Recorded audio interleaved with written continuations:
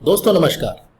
अगर आज हम देश की राजनीति पर एक नजर डालें तो जो दो राष्ट्रीय दल हैं, भारतीय जनता पार्टी और भारतीय राष्ट्रीय कांग्रेस, ये दोनों ही दल आने वाले 2024 के चुनाव की तैयारियों में लग चुकी हैं और दोनों ही जीतने की जी तोड़ कोशिश कर रही हैं।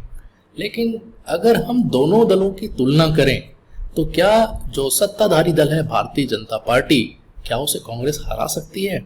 तो ऐसे सवाल जो है हम सभी के मन में आता है और इसका हम जवाब ढूंढने की कोशिश भी करते हैं। तो यदि आपका भी यही सवाल है कि 2024 में भारतीय जनता पार्टी और कांग्रेस का मुकाबला किस प्रकार होने वाला है और कौन सा दल ज्यादा ताकतवर है और कौन सा दल जीतने की अपेक्षा रखता है, तो ये वीडियो आपके लिए।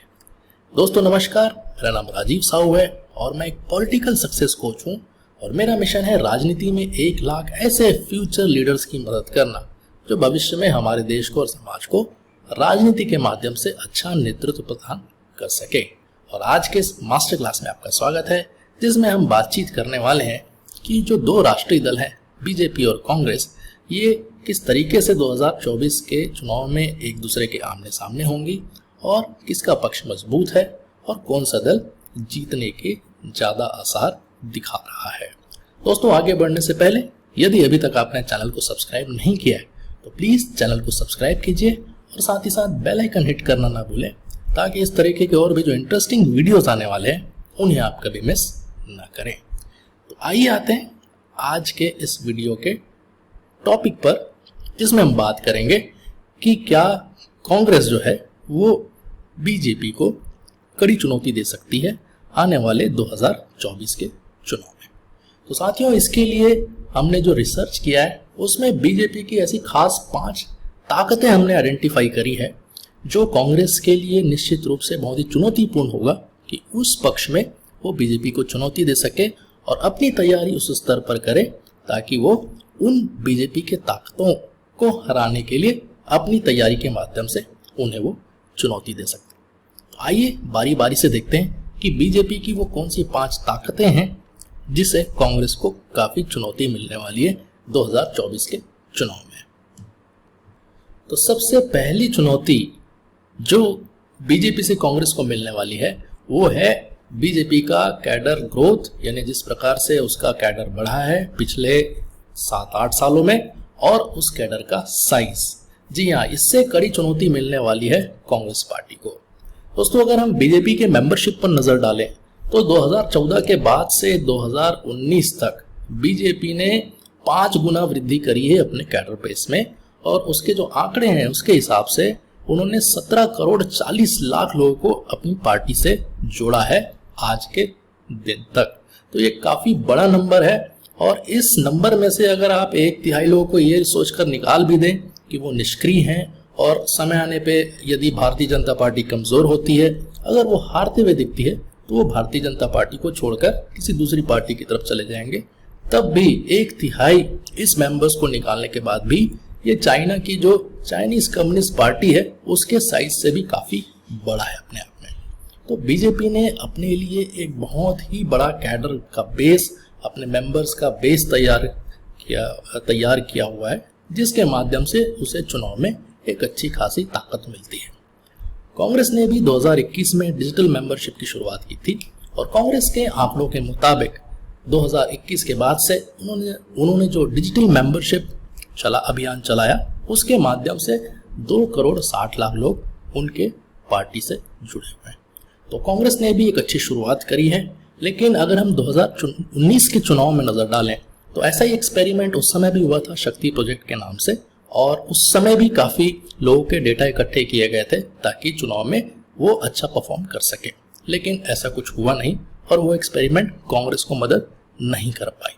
तो कैडर का साइज और लोगों की जो पहुंच है ग्रास रूट तक, वो मदद करती है बीजेपी को किसी भी चुनाव में जीतने के लिए। एक और बहुत इंटरेस्टिंग आंकड़ा है कि कैडर और जो सपोर्टर का जो बेस होता है वो कितना इंपॉर्टेंट होता है चुनाव में जीतने के लिए, और जिस तरीके से बीजेपी ने अपना कैडर बेस बढ़ाया है, अपने सपोर्टर्स का बेस बढ़ाया है, वो कैसे उसकी ताकत बन चुकी है। अगर हम 2009 के लोकसभा चुनाव में जिन सीटों पर जमानतें जब्त हुई हैं कैंडिडेट्स की कांग्रेस और बीजेपी की उसके नजर डालें तो 2009 के लोकसभा चुनाव में भारतीय जनता पार्टी के 170 सीटों पर कैंडिडेट्स की जमानतें जब्त हुई थी, जबकि कांग्रेस की सिर्फ 71 सीटों पर जमानत जब्त हुई थी। अगर हम 10 साल बाद के चुनाव में देखें तो कैसे बीजेपी का जो कैडर साइज है उसकी मदद कर रहा है, तो 2019 के लोकसभा चुनाव में भारतीय जनता पार्टी की सिर्फ 51 सीटों पर जमानत जब्त हुई, जबकि कांग्रेस पार्टी की 148 सीटों पर जमानत जब्त हो गई। तो हम ये देख सकते हैं कि 10 साल के टेन्योर में किस तरीके से पॉलिटिकल लैंडस्केप चेंज हो गया है और लोगों का सपोर्ट जो है वो एक पार्टी से हटकर दूसरी पार्टी में चला गया है। इसीलिए कैडर का साइज और उसकी ग्रोथ ये बहुत मैटर करती है। और अगर कांग्रेस को चुनौती देना है 2024 के लोकसभा चुनाव में तो अपना कैडर और अपने जो सपोर्टर्स का बेस है उसे काफी हद तक उन्हें बढ़ाने की जरूरत है। बीजेपी की दूसरी जो ताकत है जो उसे कांग्रेस से आगे रखती है वो है उसकी बूथ लेवल की स्ट्रेंथ। जी हाँ, बूथ लेवल पर जो ताकत है भारतीय जनता पार्टी की वो काफी मजबूत है। भारत में कुल बूथ की संख्या है जहां पे मतदान होता है, जहां पर लोग जाकर अपना वोट डालते हैं, उसकी संख्या है 10,35,000। भारतीय जनता पार्टी के अनुसार, उसके संगठन के अनुसार उन्होंने 83% बूथ तक अपनी पहुंच बना ली है।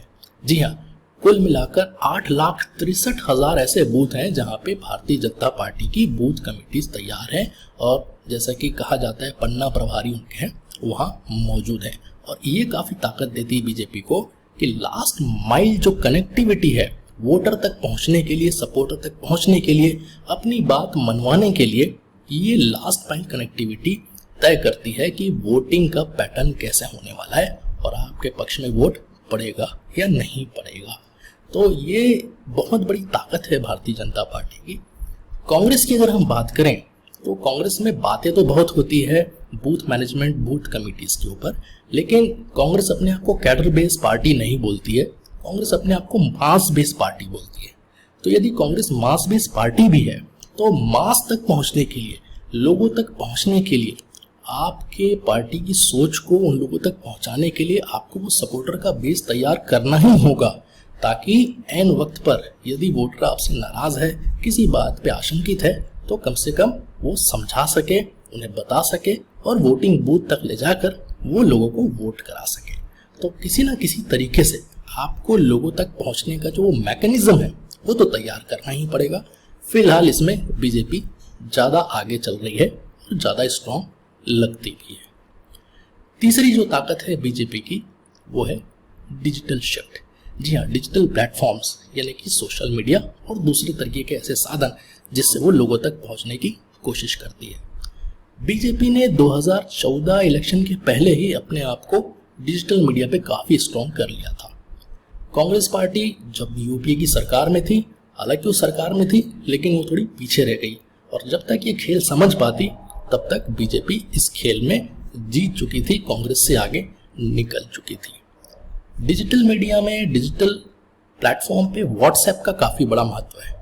फेसबुक के द्वारा तो इलेक्शन लड़ा ही गया, ट्विटर के माध्यम से इलेक्शन लड़ाई गया 2014 और 19 में, लेकिन व्हाट्सएप एक ऐसा माध्यम बना जिससे बीजेपी लोगों तक अपनी पहुंच बना पाई, अपने मैसेजिंग को डायरेक्टली अपने लोगों तक, सपोर्टर तक पहुंचाने में वो कामयाब रही। और व्हाट्सएप ग्रुप के माध्यम से दो तरीके से कम्युनिकेशन होता है, एक तो जो पार्टी है वो अपनी बात लोगों तक पहुंचा देती है, अपने सपोर्टर तक पहुंचा देती है, और दूसरा सोशल लिसनिंग जो होती है इसके माध्यम से कि लोग क्या कहना चाह रहे हैं, लोगों की क्या बात है, लोग किस मुद्दे पर बात कर रहे हैं, ये वहाँ पार्टी में आप उनकी आवाज सुन सकते हैं। तो व्हाट्सएप को उन्होंने एक बहुत ही मजबूत हथियार बनाया, जो भी चुनाव हुए पिछले, इसलिए उनको काफी मदद मिली। लेकिन इसमें एक बात ये समझनी होगी कि टेक्नोलॉजी होती है वो कोई जादू की छड़ी नहीं होती कि आपने उसे घुमाया और सारी चीजें आपके पक्ष में आ गई। बीजेपी के लिए टेक्नोलॉजी इसलिए काम कर पाई क्योंकि उन्होंने अपने जो ग्रास रूट पे जो कैडर है, जो वोटर मैनेजमेंट है, उस पर बहुत ध्यान दिया। साथ ही साथ ओवरसाइट मैकेनिज्म जो है उनके कि किस प्रकार से काम को करना है पूरे प्लानिंग के साथ, इस पे उन्होंने बहुत जोर लगाया। और साथ ही साथ एक प्रॉपर कमांड और कंट्रोल सिस्टम उन्होंने डेवलप किया हुआ है अपने संगठन के माध्यम से, अपने लोगों के माध्यम से और अपने कैडर के माध्यम से। तो इन सारी चीजों का जो एक 360 डिग्री कॉम्बिनेशन होता है वो आपकी जीत सुनिश्चित करती है और आपके विपक्षी से निश्चित रूप से आपको आगे रखती है। जहां तक कांग्रेस की बात करें तो कांग्रेस ने भी काफी अच्छी शुरुआत करी है पिछले कुछ सालों से इन फील्ड्स पर, लेकिन अभी तक जो ग्रास रूट पे उनकी जो पहुंच है, जो उनका एक नैरेटिव बिल्ड करने का जो सिस्टम है, उस पर उन्हें बहुत काम करने की जरूरत है। लोगों को ज्यादा से ज्यादा संख्या में जोड़ने की जरूरत है और एक प्रॉपर मैकेनिज्म फॉलो करने की जरूरत है जहां पे वो अपना नैरेटिव जो है वो भी रख सके लोगों के सामने। तो फिलहाल बीजेपी डिजिटल प्लेटफॉर्म्स पर काफी स्ट्रांग दिखती है। बीजेपी की चौथी जो ताकत है वो है एस्पिरेशन, यानी जो नेता लोग हैं वो ये देखते हैं कि मेरी ग्रोथ कहाँ पर है, मेरा भविष्य कहाँ पर उज्जवल है और मुझे किस पार्टी के साथ होना चाहिए आने वाले चुनाव में, ताकि मैं ये चुनाव जीत सकूं और वापस से सत्ता में पहुंच सकूं। अब आप ये देखिए कि बहुत सारे ऐसे सीनियर लीडर्स हैं कांग्रेस पार्टी के अंदर, वो पार्टी छोड़कर जा रहे हैं। चाहे हम ज्योतिरादित्य सिंधिया जी की बात करें, जितिन प्रसाद की बात करें, गुलाम नबी आज़ाद की बात करें, कपिल सिब्बल की बात करें, तो जितने भी कांग्रेस के जो दिग्गज लोग हैं ये पार्टी छोड़कर जा रहे हैं। लेकिन देखने वाली बात यह है कि ये जा कहाँ रहे हैं। तो ज़्यादातर लोग जो पार्टी छोड़कर जा रहे हैं अपनी, वो ज्वाइन कर रहे हैं भारतीय जनता पार्टी। और भारतीय जनता पार्टी क्यों ज्वाइन कर रहे हैं? क्योंकि भारतीय जनता पार्टी ने सत्ता को पाने की अपनी जो ललक दिखाई है पिछले 7-8 सालों में, तो जहां पर उनकी सरकार बन जाती है वहां अपनी सरकार बना लेते हैं, जहां पे उनकी सरकार नहीं बनती वहां पे भी वो पूरी कोशिश करके जोड़ तोड़ करके अपनी सरकार बनाने की पूरी कोशिश करते हैं और बहुत सारे राज्यों में वो सफल भी हुए हैं। तो एक जो सत्ता के प्रति उनकी जो ललक है उसे देखते हुए बाकी नेताओं को ये लगने लगा है कि अगर भविष्य हमें बनाना है तो हमें भी बीजेपी के साथ जाना ही पड़ेगा। तो वो जो एक नेता अपने लिए भविष्य देखता है, अपनी ग्रोथ देखता है, वो बीजेपी के अंदर देखता है। और राज्यों के चुनाव में हमने देखा है कि वो केंद्र से उनका पैटर्न अलग भी हो जाता है कि केंद्र में जब बीजेपी को लोग वोट देते हैं, लेकिन राज्यों के जब चुनाव होते हैं तो किसी दूसरी पार्टी को लोग वोट देकर उनकी सरकार बना लेते हैं। लेकिन अगर हम केंद्र में और लोकसभा चुनाव की बात करें तो अभी तक भारतीय जनता पार्टी को वो चुनौती नहीं मिल पाई है किसी भी दल से कि ये लगे कि ये विपक्षी दल उसे इतनी जोरदार चुनौती देने को तैयार है। तो 2024 में ये भी देखना पड़ेगा कि जितने भी दूसरे पार्टी के नेता हैं और दूसरे पार्टी हैं वो अपने नेताओं को किस प्रकार बचा कर रख पाते हैं ताकि वो अपनी सीट पर मजबूती से चुनौती दे सके भारतीय जनता पार्टी को। तो चौथी जो ताकत है बीजेपी की कि वो हमेशा जीतते हुए दिखती है, बहुत एग्रेसिव दिखती है, तो लोग उनकी तरफ जाना चाहते हैं। और इसी क्रम में पांचवें और आखिरी जो ताकत है बीजेपी की वो है उसकी विचारधारा। देखिए, दो पार्टीज कांग्रेस पार्टी और बीजेपी दोनों को अलग करती है दोनों पार्टी की विचारधारा। और राजनीति में विचारधारा ही दो पार्टियों के बीच का डिफरेंस होती है, प्रोडक्ट को डिफरेंशिएट करती है। जहां तक बीजेपी का सवाल है तो बीजेपी काफी एग्रेसिव और बहुत ही क्रिस्टल क्लियर है अपनी विचारधारा में कि वो पार्टी किस चीज के लिए है, किस चीज के लिए बनी है, किस चीज के लिए काम करना चाहती है और किसके लिए काम कर रही है। उदाहरण के लिए अगर आप देखें, ट्रिपल तलाक जो उन्होंने कहा वो किया, धारा 370 जब हटाया उन्होंने कश्मीर से, जम्मू कश्मीर से, तो उनके मैनिफेस्टो में काफी टाइम से था और उन्होंने उसको करके दिखाया। वैसे ही राम जन्मभूमि और राम मंदिर की बात हम करें तो जो उनका स्टैंड काफी सालों से रहा है, बहुत एग्रेसिवली उसको परसू कर रहे हैं। इसके उलट अगर हम कांग्रेस की बात करें तो कांग्रेस का जो डीएनए है वो आता है आजादी के आंदोलन से, और जितने भी आंदोलन हुए देश में उसकी अगुवाई कांग्रेस पार्टी ने करी हुई है।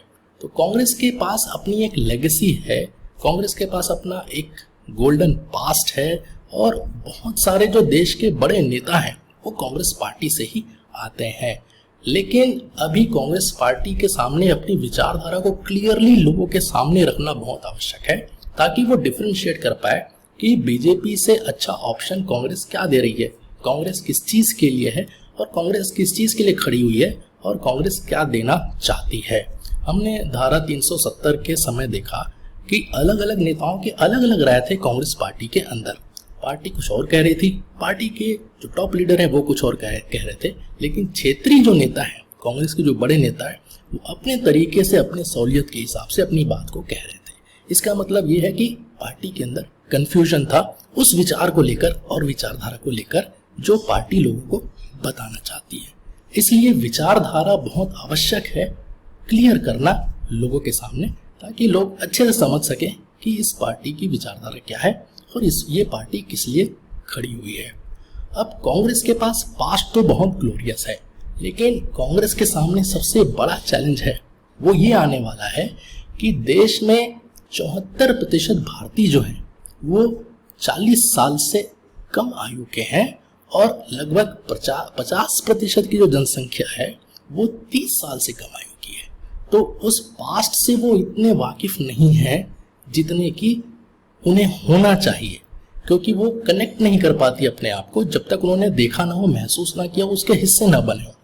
तो अब कांग्रेस को ये बताना बहुत ज़रूरी है इनके साथ कम्युनिकेट करके, जो यंग जनरेशन है, जो फ्यूचर जनरेशन है, कि कांग्रेस पार्टी क्या है, उसकी विचारधारा क्या है और वो किस चीज़ के लिए खड़ी हुई है।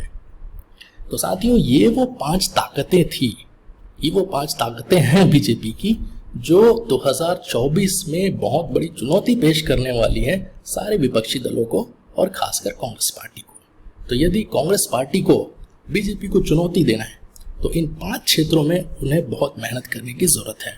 बीजेपी की कैडर और उसके साइज को चुनौती देना, दूसरा बीजेपी के जो बूथ लेवल स्ट्रेंथ है, बूथ में उसकी जो ताकत है उसको चुनौती देना, डिजिटली जिस प्रकार डिजिटल प्लेटफॉर्म्स के माध्यम से बीजेपी ने जो पहुंच बनाई है, पकड़ बनाई है, उसको चुनौती देना, साथ ही साथ जो एस्पिरेशंस हैं लीडर के, अपनी पार्टी के नेताओं के, उनको वो एड्रेस करे और उन्हें बचा कर रखे अपनी पार्टी के अंदर, ताकि वो चुनाव के समय दूसरी पार्टी में, बीजेपी में न जाकर उसी पार्टी से लड़कर बीजेपी को चुनौती दे सके। और 5वां है विचारधारा। अपनी विचारधारा को कितने क्लियर कट तरीके से बीजेपी के अगेंस्ट रख सकती है, ताकि जो फ्यूचर जनरेशन है, जो यूथ है हमारे जनरेशन का, वो ये समझ पाए कि कांग्रेस पार्टी क्या है, इनकी वैल्यूज क्या है, आइडियोलॉजी क्या है और ये हमें क्या देना चाहती है बीजेपी अगर हमारे लिए ऑप्शन नहीं है तो दोस्तों, ये थे वो डिफरेंस जो आने वाले 2024 के चुनाव को बहुत इंटरेस्टिंग बनाने वाले हैं। और अगर कांग्रेस बीजेपी को चुनौती देना चाहती है तो इन 5 क्षेत्रों पर उन्हें बहुत काम करने की जरूरत है। तो दोस्तों, अगर आपको ये वीडियो अच्छा लगा तो प्लीज़ इस वीडियो को लाइक करिए और ज़्यादा से ज़्यादा शेयर करिए, ताकि आप इस बात को और भी लोगों तक पहुंचा सकें। और नीचे कमेंट बॉक्स पे लिखकर ज़रूर बताइए कि इस वीडियो में आपको अच्छा क्या लगा और साथ ही साथ भविष्य में आप और कौन से विषय पे वीडियोस देखना चाहेंगे। दोस्तों, पॉलिटिकल ट्रेनिंग के लिए, इलेक्शन मैनेजमेंट के लिए या पर्सनल ब्रांडिंग के लिए अगर आप मुझसे जुड़े रहना चाहते हैं तो मेरे VIP फेसबुक ग्रुप में आपका स्वागत है, जिसका लिंक इस वीडियो के साथ दिया जा रहा है। तो दोस्तों, इस वीडियो में इतना ही। और भी वीडियोस हैं, उन्हें आप देखते रहिए, लीडरशिप सीखते रहिए, आगे बढ़ते रहिए। धन्यवाद। जय हिंद।